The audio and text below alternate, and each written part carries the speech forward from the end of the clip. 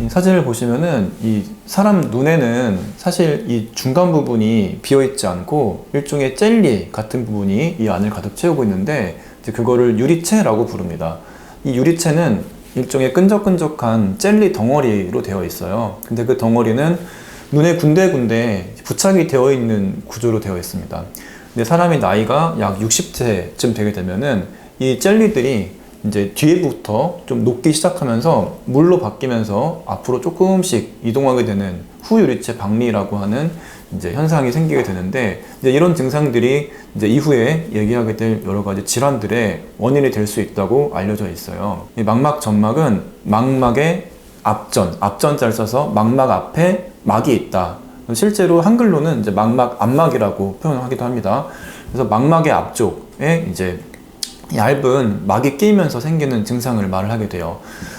망막은 우리 눈에서는 카메라의 필름에 해당하는 구조이기 때문에 편편한 상태가 잘 유지가 되어야지 사물을 잘 볼 수 있게 되어 있는데, 그 망막의 앞쪽에 얇은 막이 끼게 됩니다. 이게 왜 막이 끼냐면은 이제 원인이 아주 정확히 알려져 있지는 않고, 이제 가설로는 아까 얘기한 후유리체 박리가 생기면서 앞으로 당겨지면서 유리체가 망막을 좀 건드리게 되고, 그 망막에서 일종의 염증 세포가 증식하게 되는데, 그 염증들이 섬유세포들을 만들게 되면서 망막 앞에 셀로판처럼 얇은 막을 끼게 된다고 알려져 있고요. 또 그 이외의 원인으로는 뭐 여러 가지 외상을 얻거나 눈에 어떤 염증이 생길 수 있는 여러 질환들을 앓거나 수술을 받거나 이제 그런 것들도 망막 앞쪽에 그런 망막 점막을 유발할 수 있다고 알려져 있어요.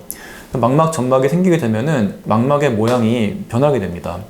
여기 보시면은 이 망막 앞쪽에 얇은 막 같은 것이 껴있는 걸 볼 수 있습니다. 그래서 이렇게 막이 끼게 되면은 이 망막은 잡아당기는 힘이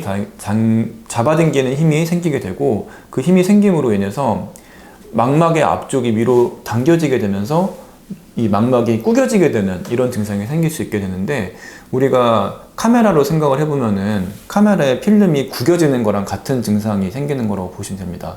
그래서 우리가 구겨진 필름으로 사진을 인화한다면은 이제 사진이 찌글찌글하게 찍히는 것처럼 이제 이렇게 망막이 구겨지게 되면은 우리가 그쪽 눈으로 봤을 때 상이 찌그러지는 변형시가 생길 수 있게 되고, 경우에 따라서는 이게 망막이 앞쪽으로 튀어오르기 때문에 튀어오르지 않은 쪽 눈에 비해서는 사물이 좀 더 커져 보이는 증상도 생길 수가 있게 됩니다. 최종적으로는 시력이 점점 떨어지게 되겠죠.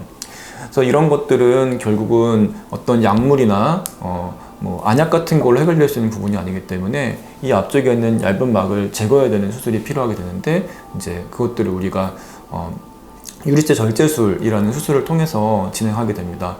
그래서 이런 경우는 이게 너무 진행하기 전에 수술을 하는 게 좋기 때문에 지속적인 정기 검진을 통해서 이제 수술이 필요한 시기에 진행을 해야 한다고 할 수 있겠죠.